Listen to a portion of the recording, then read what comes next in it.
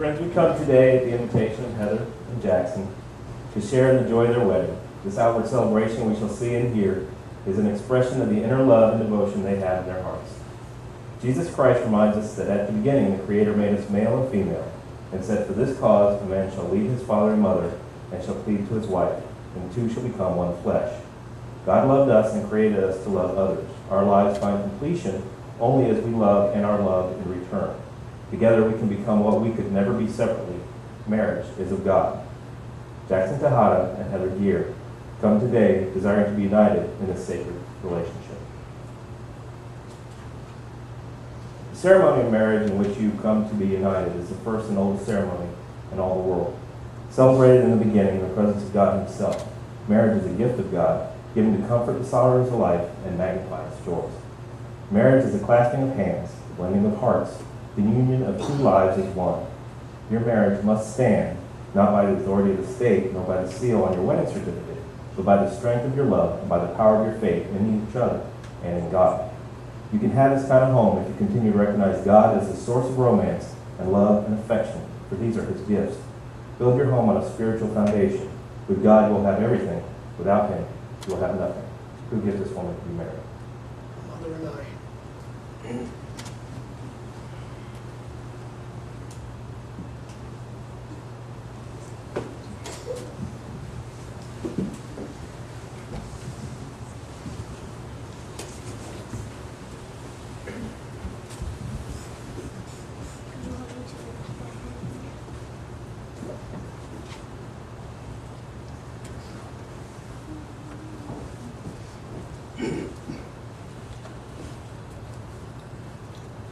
No eye has seen, and no ear has heard, and no mind has ever conceived the glorious things that you have prepared for everyone who has believed. You brought us near, and you called us your own, and made us joint heirs with your Son. How high and how wide, how deep and how long, how sweet and how strong is your love. How lavish your grace, how faithful your ways, how great is your love, O Lord. Objects of mercy who should have no wrath, we're filled with unspeakable joy. Riches of wisdom, unsearchable wealth, and the wonder of knowing your voice. You are our treasure and our great reward, our hope and our glorious King. How high and how wide, how deep and how long, how sweet and how strong is your love.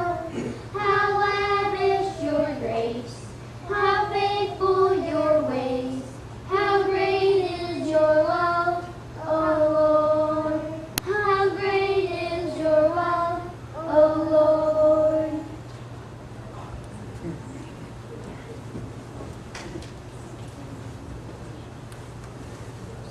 Now will you please join right hands and to each other express your vows of love and devotion. Jackson Tejada, do you take this woman whose right hand you now hold to be your wedded wife, and do you promise before God and these witnesses that you will be to her a true and devoted husband, true to her in sickness and in health, in joy and in sorrow, in prosperity and in adversity, and that forsaking all others you will keep yourself to her and to her only until God shall separate you by death? If so, answer, I do. I do. I guess it does.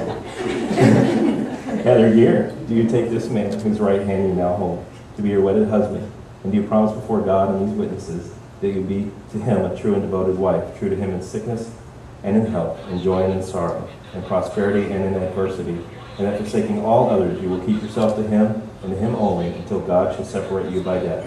If so, answer, I do. I do.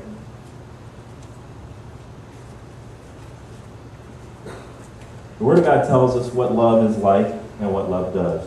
1 Corinthians tells us that love suffers long and is kind. Love envieth not, love vaunteth not itself, is not puffed up, doth not behave itself unseemly, seeketh not her own, is not easily provoked, thinketh no evil, rejoiceth not in iniquity, but rejoiceth in the truth, beareth all things, believeth all things, hopeth all things, endureth all things. Love never fails. The New Testament reveals that happiness comes from putting the other first rather than oneself. Submitting yourselves one to another in the fear of God. Wives, submit yourselves unto your own husbands as unto the Lord. Husbands, love your wives, even as Christ also loved the church and gave himself for it. Nevertheless, let every one of you in particular so love his wife even as himself, and the wife see that she reverence her husband. Having this kind of love in your hearts, you have chosen to exchange rings as a sign and seal of the vows you are making today. May I have the ring?